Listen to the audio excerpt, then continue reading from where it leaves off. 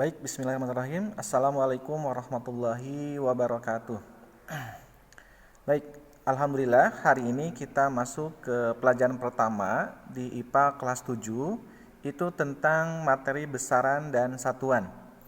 Nah, mungkin kalian pernah ketika misalnya membuat celana atau membuat ukuran baju, atau misalnya tinggi badan atau ketika berat badan. Nah, kira-kira perbedaannya apa? Ketika tinggi badan menggunakan satuannya senti ya, senti atau meter biasanya. Tapi ketika kalian mengukur berat badan, itu bukan sentimeter, tapi satuannya kilogram. Itu berbeda antara berat dan tinggi. Begitupun sama ketika misalnya kalian mengukur suatu bentuk atau benda dengan panjang, lebar maupun tinggi. Itu satuannya menunjukkan senti ataupun meter. Tetapi misalnya ketika kalian belanja ke warung misalnya ke tetangga, misalnya membeli telur, itu jangan nyampe satuannya pakai senti. Itu menunjukkan berat atau massa. Jadi satuannya harus kilogram. Nah, itu semua hari ini kita belajar tentang besaran satuan dan besaran turunan. Ya, itu. Jadi hari ini tujuan pembelajarannya yang pertama, kalian bisa membedakan apa itu pengertian besaran dan satuan. Yang kedua, jenis-jenis besaran dan satuan. Yang ketiga, besaran pokok dan jenis-jenisnya. Ya, yang keempat, alat ukurnya, dan yang kelima, mempraktekannya langsung. Jadi hari ini itu tujuan pembelajarannya. Ya, mudah-mudahan bisa disimak dari awal sampai akhir, tidak dipercepat dalam melihat videonya. Baik, itu lihat pada gambar yang di depan. Itu ada kegiatan siswa menggunakan jari-jarinya untuk mengukur panjang meja.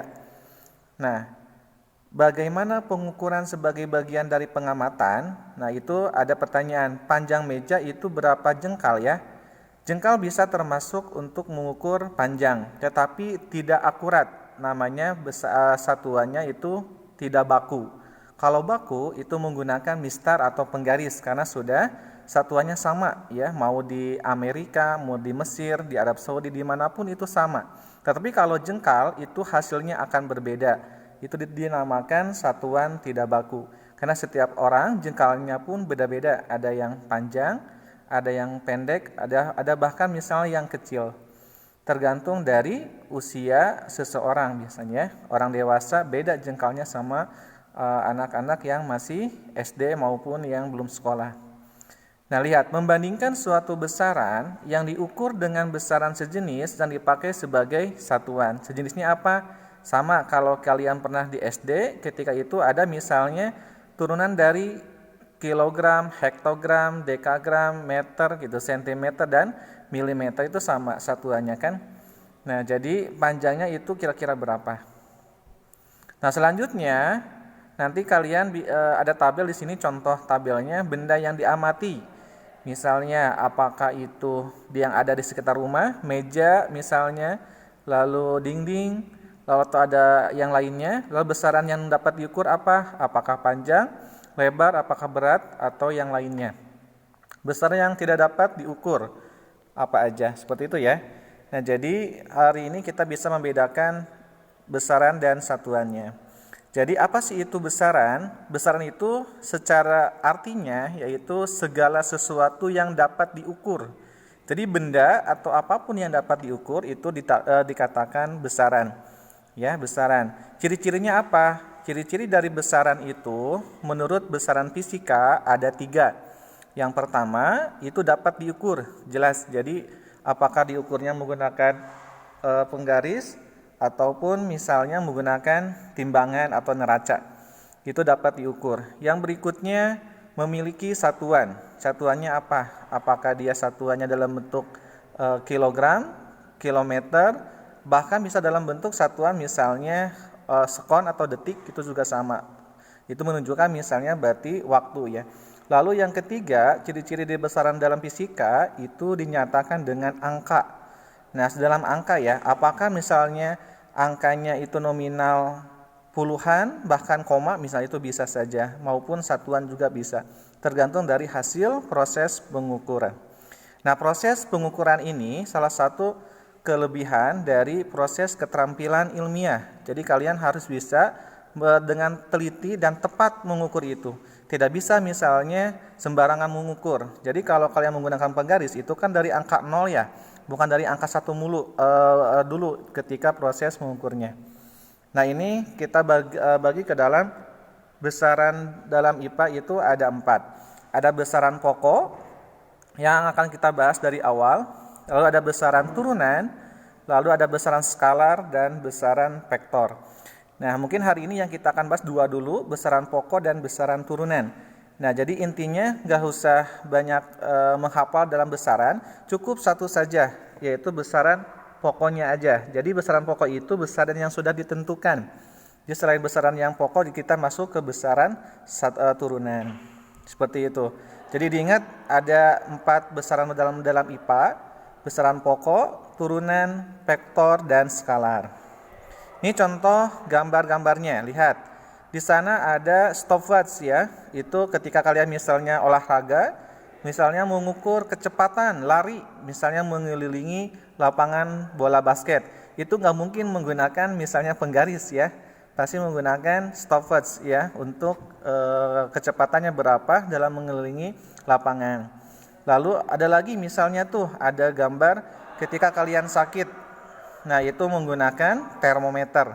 Termometer pun sama untuk mengukur keadaan suhu tubuh ya. Kalau sekarang kan ketika musim pandemi itu termometernya kan canggih tuh, menggunakan tempel di jidat ya. Itu sensor suhu tubuhnya lebih cepat dibandingkan kalau dulu kan misalnya nempel di ketiak, karena suhu tubuh dalam manusia itu yang paling konstan itu di lipatan, ketiak salah satunya. Nah, yang berikutnya di pinggirnya tuh ada penggaris ya, itu mengukur misalnya panjang pensil, panjang misalnya yang lainnya, yaitu menggunakan penggaris. Kalau di gambar itu menunjukkan angka 30 cm. Nah, yang di bawahnya itu menunjukkan timbangan berat badan. Ya, mungkin misalnya kalau ada yang program diet tuh biasanya timbangan penting tuh untuk mengukur hari keberapa misalnya beratnya, lalu sampai 30 hari ke depan apakah ada penurunan maupun kenaikan. Nah, timbangan pun ada banyaknya ya sekarang, ada yang lebih akurat digital sampai keakuratannya lebih spesifik, ada juga timbangan neraca yang biasa aja. Sama kayak di pasar pun sama ya, para pedagang pun menggunakan timbangan atau neraca untuk mengukur berat atau massa pada benda. Yang berikutnya apa, itu juga sama tuh, ada beberapa alat untuk mengukur. Kalau yang itu namanya daya listrik, namanya amperemeter, untuk yang gambar yang dekat ini ya. Nah, itu salah satu alat yang digunakan dalam besaran turunan ya. Nah, itu atau besaran pokoknya. Nah, hari ini kita yang paling penting lihat ini, besaran pokok adalah besaran yang sudah ditentukan oleh semua orang ya, berbagai negara. Besaran pokok ini dengan satuan dalam sistem internasional atau disingkat dengan SI. Jadi ini berlaku untuk semua negara. Kalau misalnya di kita kan misalnya mengukur suhu tubuh itu menggunakan derajat Celcius, tetapi kalau pada dunia itu menggunakan Kelvin.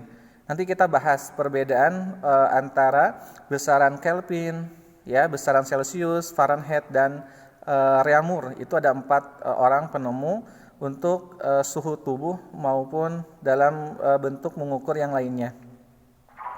Biasanya sih kalau untuk mengukur besaran pokok ada singkatan biasanya, SMP jiwa. S itu suhu, M itu massa, P itu panjang, J itu jumlah zat, I itu intensitas cahaya, W itu waktu, lalu A itu arus listrik. Nah, tapi kalau di tabel ini tidak beraturan, nggak apa-apa, tapi sama aja kok susunannya. Tapi biar mempermudah, itu SMP jiwa singkatannya. Baik, yang pertama di tabel yang di atas itu nama besarannya panjang. Nah, panjang satuannya dalam satuan internasional itu menggunakan meter. Jadi kalau masih dalam bentuk senti dan yang lainnya harus dirubah satuannya ya ke dalam bentuk meter. Mungkin sudah pernah kalian pahami ketika di kelas dasar mungkin merubah misalnya 1 kilo ke dalam bentuk meter menjadi berapa, atau dalam satuan mili atau senti dirubah dalam bentuk meter menjadi berapa. Kan kalau dari tangga itu kalau naik itu menunjukkan dibagi, kalau turun itu dikali. Gitu. Nah, yang berikutnya alat ukurnya itu menggunakan penggaris ya atau meteran biasanya. Ini banyak ditemukan ketika orang-orang yang profesi tailor ya, penjahit itu wajib dia punya penggaris atau meteran untuk mengukur misalnya tinggi celananya, baju yang akan dibuat seperti itu. Nah, selanjutnya yang kedua itu massa. Massa itu berbeda sama berat. Kalau berat itu dipengaruhi oleh gravitasi, tapi kalau massa tidak berpengaruh terhadap gravitasi. Ya, massa itu satuannya kilogram atau disingkat dengan kg. Lalu alat ukurnya neraca. Neraca pun kita mungkin banyak jenisnya yang sudah kita bahas dari awal. Ada neraca digital, neraca timbangan biasa, dan yang lainnya. Lalu yang ketiga ada waktu, times, itu satuannya sekon dalam bahasa Inggrisnya, atau dalam bahasa Indonesianya detik. Ya, jadi satuan waktu itu sekon. Jadi nanti ketika masih dalam bentuk menit atau jam, itu dirubah dulu ke dalam bentuk satuan internasionalnya detik maupun sekon. Alat ukurnya stoppage ya. Yang berikutnya yang keempat itu suhu. Nah, suhu satuannya itu Kelvin dengan lambangnya K. Alat ukurnya termometer. Nah, nanti untuk bisa merubah antara Celsius ke dalam Kelvin di pertemuan materi tentang perubahan suhu. Hari ini masih besaran dan satuan. Yang kelima ada namanya kuat arus. Kuat arus itu satuannya ampere, ampere meter ya. Lambangnya A kapital. Jadi ini udah udah diukur bisa menggunakan ampere meter. Lalu yang keenam jumlah zat, satuannya mol. Lalu alat ukurnya belum diketahui. Yang terakhir intensitas cahaya, satuannya kandela. Lalu alat ukurnya light meter.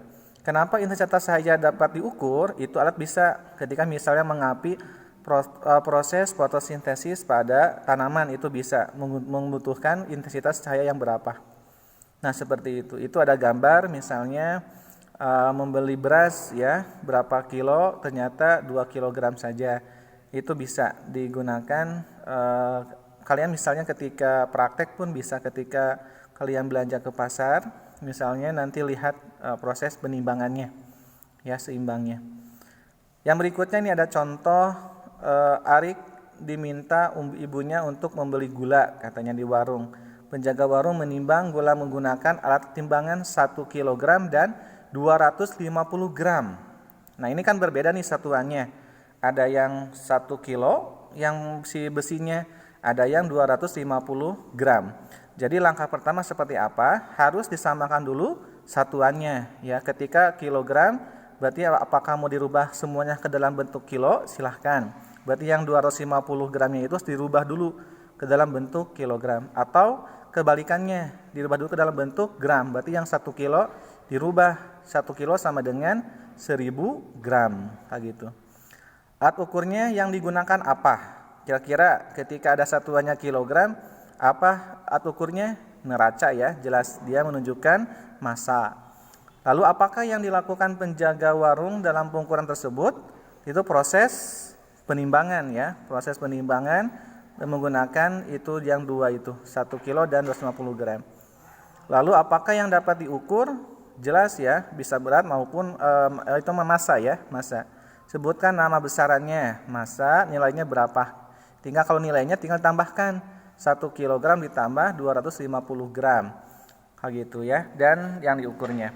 Jadi ini semua 7 yang nama besaran pokok ini harus diingat ya. Jadi selain yang 7 ini dia masuk ke dalam besaran turunan.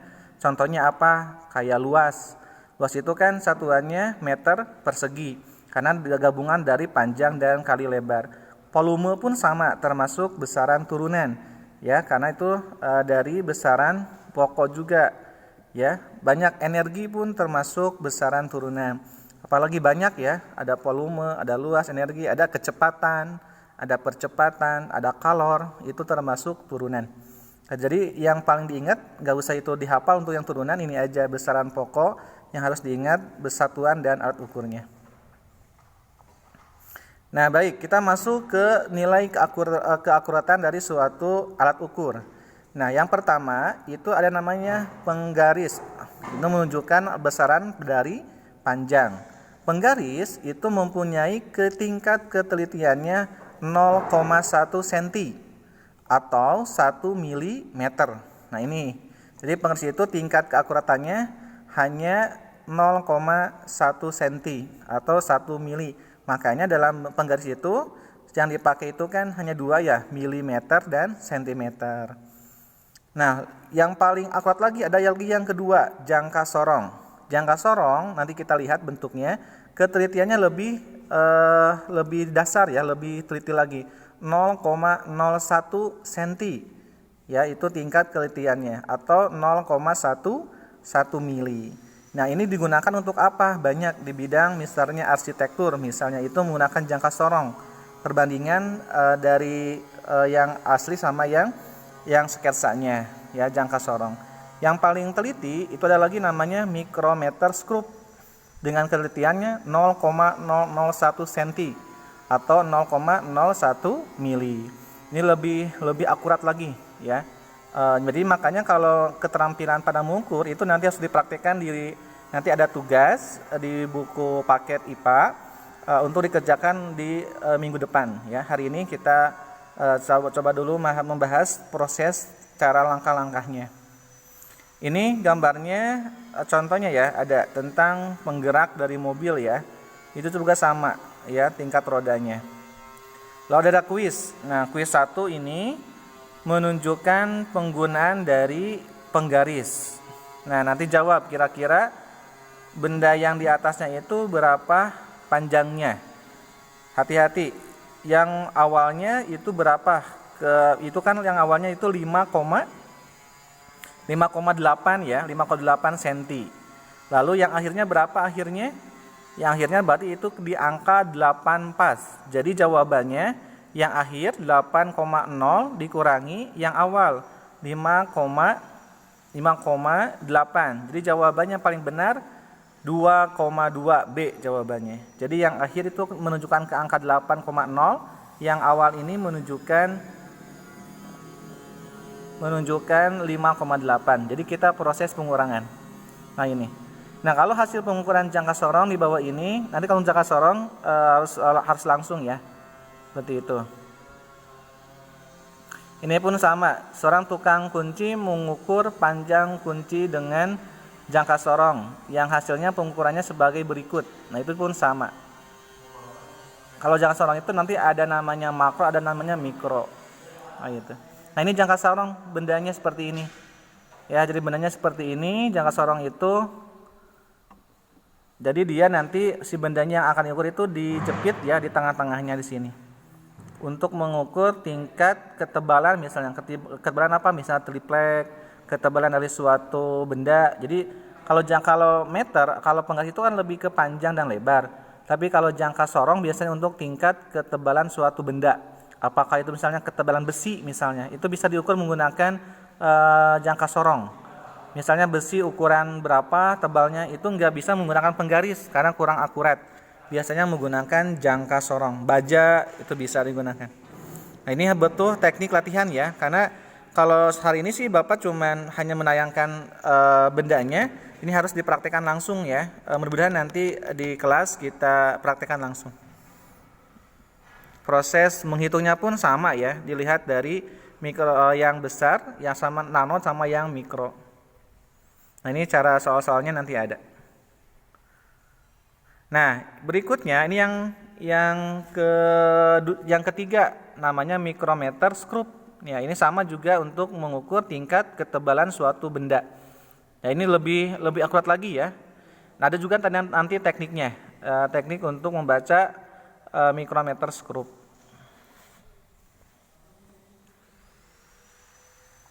Nah, lalu kita masuk ke neraca timbangan. Nah, neraca timbangan ini pun sama ya. Nanti ini menunjukkan mana yang menunjukkan gram, mana yang menunjukkan kilogram. Ya, harus bisa nanti menunjukkan tingkat keakuratannya. Tapi kalau yang sekarang sih lebih banyaknya menggunakan yang digital ya. Cukup menaruh benda yang akan ditimbang pada timbangan yang digital.